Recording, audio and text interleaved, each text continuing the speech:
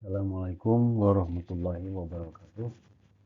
Baiklah anak-anakku sekalian, pada kesempatan ini Bapak akan menjelaskan yaitu tentang aktiva tetap. Dan di sini nanti kita akan mengetahui bagaimana tentang perolehan aktiva tetap. Pengertian aktiva tetap itu sendiri adalah merupakan aktiva berwujud yang diperoleh dalam bentuk siap pakai atau dibangun terlebih dahulu yang digunakan dalam operasi perusahaan, tidak dimaksudkan untuk dijual dalam rangka kegiatan normal perusahaan. Dan ini mempunyai masa manfaat lebih dari 1 tahun. Jadi aktiva itu atau aktiva tetap itu memiliki manfaatnya lebih dari 1 tahun. Kalau tidak dari 1 tahun, berarti itu masuknya nanti kepada perlengkapan. Nah, apa sih karakteristik aktiva tetap itu sendiri? Karakteristik aktiva tetap yang pertama adalah ini digunakan untuk operasional perusahaan dan tidak untuk dijual dalam keadaan normal. Kemudian yang kedua, memiliki manfaat satu periode akuntansi atau satu siklus operasi normal. Jadi lebih dari satu periode akuntansi, ya minimalnya itu. Kemudian yang ketiga, ini memiliki fisik, karakter untuk membedakan dengan aktiva tak berwujud. Secara fisik ini dilihat ada, ya. Kalau yang tak berwujud berarti kan tidak ada wujudnya gitu ya. Maka itu tidak termasuk pada aktiva yang berwujud.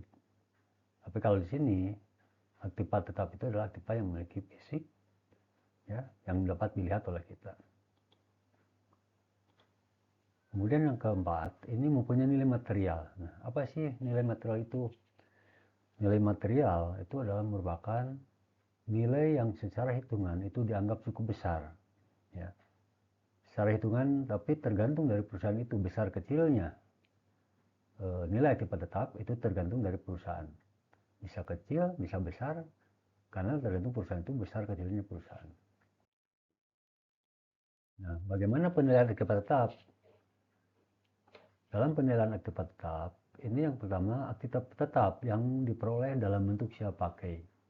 Di mana dalam bentuk siap pakai ini, harga perolehannya akan ditetapkan berdasarkan harga beli ditambah dengan biaya-biaya yang dikeluarkan sampai aktiva tetap itu siap dioperasikan, di mana di dalamnya juga termasuk adanya pajak pertambahan nilai. Itu semua dihitung secara garis besar bahwa aktiva tetap yang disebut aktiva tetap itu adalah dari mulai kita membeli, kalau yang saya pakai itu kan berarti membeli, kemudian tambah biaya-biaya yang lain, dan aktiva itu siap dioperasionalkan atau dioperasikan. Maka itu adalah untuk penilaian aktiva tetap pada saat kita mencatat di dalam pembukuan. Nah, yang kedua, ini ada aktiva tetap yang dibangun sendiri. Nah, di mana harga perolehan yang akan kita catat itu ditetapkan berdasarkan biaya-biaya yang terjadi sehubungan dengan pembangunan aktiva tetap yang bersangkutan. Tadi kan di awal bahwa aktiva tetap itu kan dari mulai uang atau sejumlah uang yang dikeluarkan sampai siap dioperasikan. Berarti apapun yang dikeluarkan pada saat kita membangun di sini ya aktiva itu, maka itulah nanti akan menjadi dasar atau dijumlahkan secara keseluruhan menjadi harga perolehannya. Nah, kemudian ada aktiva tetap yang diperoleh melalui pertukaran. Pertukaran dengan aktiva non kas. Nah, di mana harga perolehan itu kalau kita bertukar aktiva tetap dengan aktiva yang lain ya, itu dihitung atau ditetapkan berdasarkan harga pasar aktiva yang diserahkan atau harga pasar aktiva yang diterima. Tergantung dari harga mana yang dipandang lebih wajar ya dalam pertukaran di sini ya. Kalau kita menukarkan mobil dengan mobil baru, terutama kan harga pasar mobil baru berapa? Nanti berarti harga perolehannya adalah harga mobil yang baru itu. Harganya berapa? Kita yang keluarkan berapa? Tentu dalam pertukaran ini itu ada selisih nanti yang harus kita pokoknya kita bayarkan atau ditambahkan gitu kan. Nah, itu ya. Nah, kemudian ada lagi bahwa yang keempat itu aktiva tetap yang diperoleh dari sumbangan. Nah, kalau dari sumbangan itu harga perolehannya ditetapkan berdasarkan harga pasar aktiva yang diterima atau harga taksiran yang wajar. Contoh begini, kita menerima aktiva tetap atau berupa tanah. Ya. Tanah disumbang atau diberikan sumbangan itu tanah. Maka harga perolehan tanah pada saat itu berapa menurut harga pasarnya. Maka itulah harga perolehannya. Dan yang kelima itu ada aktif tetap yang diperoleh secara gabungan. Kalau secara gabungan sini, harga perolehan masing-masing aktif tetap ditetapkan berdasarkan alokasi harga perolehan gabungan dengan perbandingan yang wajar. Nanti kita gabungkan punya harga gabungannya berapa kalau ada dua itu kan. Nah, nanti dialokasikan berapa yang satu harga perolehannya, berapa yang satu harga perolehannya, tergantung lagi gitu kan. Itu tergantung harga pasarnya pada saat terjadi perolehan ya aktif tetap itu sendiri. Nah, tentunya di dalam aktif tetap ini setiap periode atau setiap tahun di dalam akuntansi itu akan terjadi yang namanya penyusutan. Karena akibat tetap itu kan seperti tadi dikatakan adanya bangunan atau gedung kan, kemudian adanya kendaraan atau mesin. Nah, itu semua akan mengalami penyusutan. Terkecuali biasanya tanah. Kalau tanah itu harga tidak akan menyusut atau tanah tidak akan menyusut. Paling tanah itu bukan menyusut ya, mungkin akan hilang kalau terjadi memang bencana seperti itu kalau tanah. Tapi kalau yang namanya kendaraan, yang namanya gedung, mesin, itu pasti akan ada penyusutan. Nah, apa sih penyusutan itu? Ya, penyusutan merupakan alokasi yang sistematik atau jumlah yang dapat disusutkan dari satu aktiva sepanjang masa manfaatnya. Jadi nanti aktiva itu tidak akan utuh harganya dari awal sampai berapa tahun pokoknya kira-kira aktiva itu bisa dipergunakan. Nah, setiap tahunnya itu disusutkan, dijumlahkan nanti berapa dalam 10 tahun pokoknya. Kita susutkan sampai nanti habis masa penggunaannya. Maka nanti akan dibagi harga perolehan dikurangi nilai residu kalau masih ada nilai sisa rumusnya gitu kan. Dibagi nah waktu ya atau sampai berapa tahun gitu. Nah, itu untuk penyusutannya. Nah, masa manfaat tadi ya. Apa betul masa manfaat? Masa manfaat adalah periode suatu aktiva oleh suatu perusahaan. Jadi manfaatnya sampai kapan bisa dipergunakan gitu ya. Tadi seperti berapa tahun gitu kan. Atau masa manfaatnya kalau mesin bisa berapa ton juga, atau kalau di pabrik ada mesin berapa produksi yang bisa dihasilkan. Nah, itu masa manfaat. Kemudian jumlah produksi, nah ini barusan saya sebut ya, jumlah produksi berapa yang bisa diperoleh gitu kan untuk menghitung penyusutan. Kemudian apa pengertian biaya atau harga perolehan? Tadi sudah dibahas di awal bahwa harga perolehan adalah merupakan jumlah uang atau kas secara kas ya, yang dibayarkan atau nilai wajar imbalan lain yang diberikan untuk memperoleh aktiva. Ya, jadi sejumlah uang atau semua uang yang dikeluarkan untuk memperoleh suatu aktiva tetap. Nah, cara memperoleh aktiva tetap tadi sudah ya, pembelian tunai. Tunai berarti kan ditetapkan dengan harga faktur, dikurangi banyak potongan tunai, ditambah dengan beban-beban yang dibayarkan sampai aktiva itu siap dipakai. Tadi adalah dengan pembelian tunai, berarti kita membeli tunai atau membeli yang sudah siap pakai.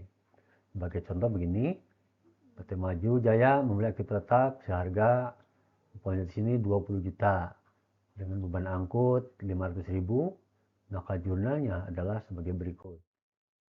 Nah, jumlahnya aktiva tetap 20 juta 500 karena tadi ada beban ya ditambah 500.000, maka itu jumlah uang yang dikeluarkan, maka menjadi aktiva tetap totalnya menjadi 20 juta 500. Kemudian kas yang kita bayarkan tadi 500 itu biaya angkutan pokoknya. Nah, ini.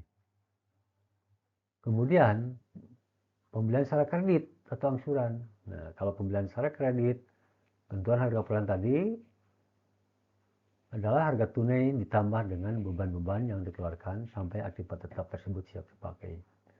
Untuk bunga, nah dalam hal kalau ada angsuran, untuk bunga tidak dimasukkan ke dalam unsur harga perolehan. melainkan dimasukkan dalam beban bunga atau biaya bunga. Sebagai contoh,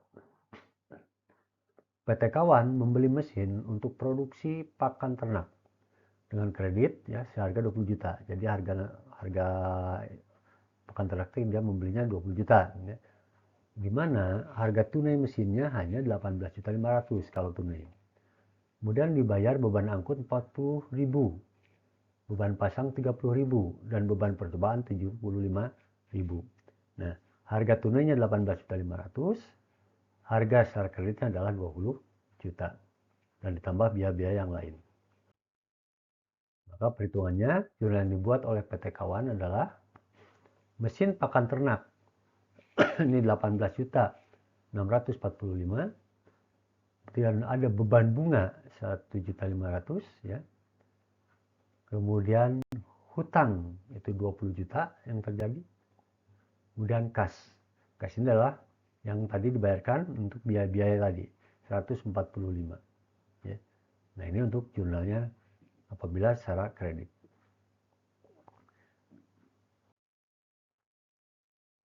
Nah, bagaimana yang ketiga, pembuatan sendiri. Nah, kalau pembuatan sendiri tadi sudah di awal dijelaskan juga sedikit ya.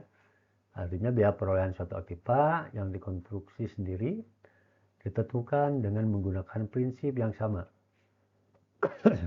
Seperti yang diperoleh jika perusahaan membuat aktiva serupa untuk dijual dalam keadaan usaha normal. Biaya perolehan aktiva biasanya sama dengan biaya memproduksi aktiva untuk dijual.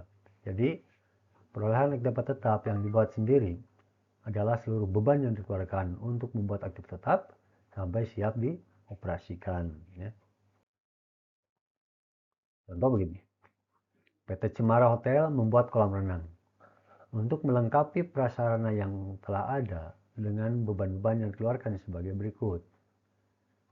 Dia punya ada material, untuk material 19 juta, pembelian ada beban tenaga kerja langsung 7.600.000, ada beban tidak langsung atau biaya overhead ya 1.800.000, jumlah seluruh beban 28.400.000.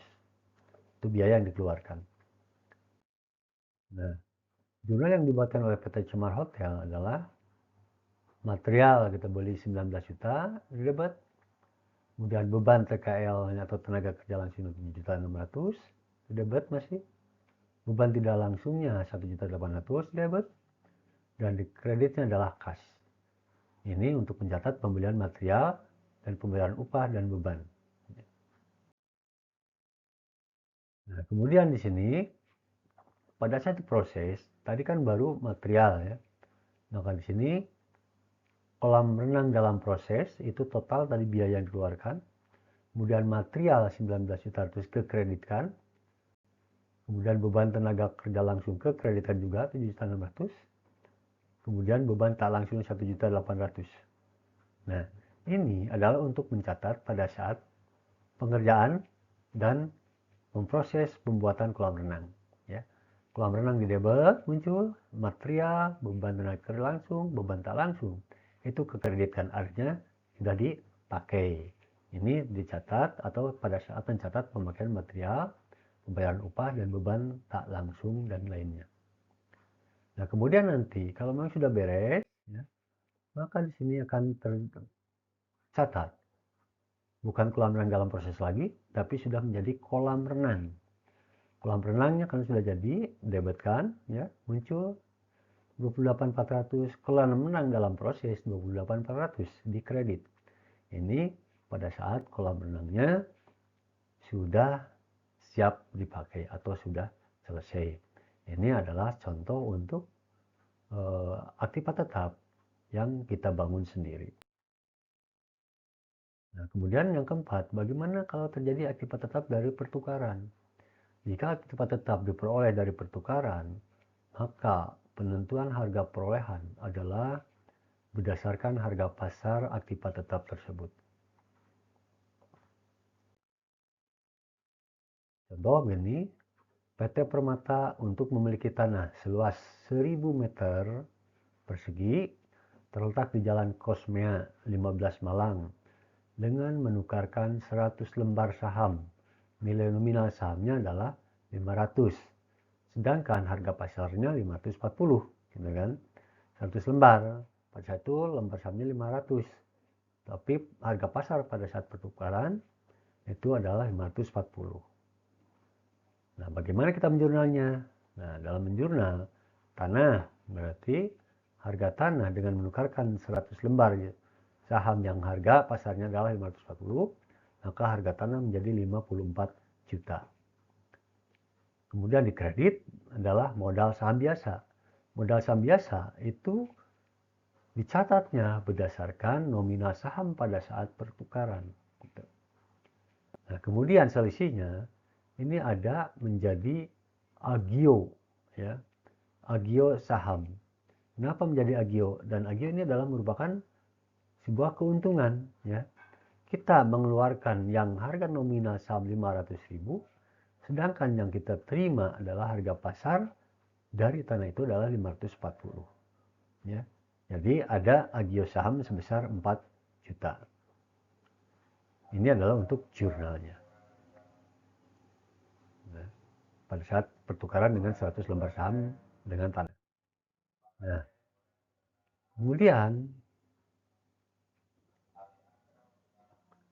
tanah menjadi 54 juta. Modal saham biasa 550 juta. Agio saham biasa adalah 4 juta. Ini jurnal, ya, jurnalnya. Mencatat pertukaran yang tadi. Nah, bagaimana yang kelima? Ini ada untuk perolehan aktiva tetap itu yang diperoleh dengan cara tadi pemberian. Untuk pemberian biasanya atau sumbangan lah biasanya, ya. Aktiva tetap diperoleh dari pemberian dari pihak lain. Harga perolehan ini pasti itu akan berdasarkan harga pasar atau nilai yang wajar, ya. Dan itu berdasarkan taksiran biasanya pada saat terjadinya pemberian tersebut. Atau begini, perusahaan menerima hadiah dari pemerintah berupa tanah untuk alokasi usaha yang ditaksir seharga 15 juta.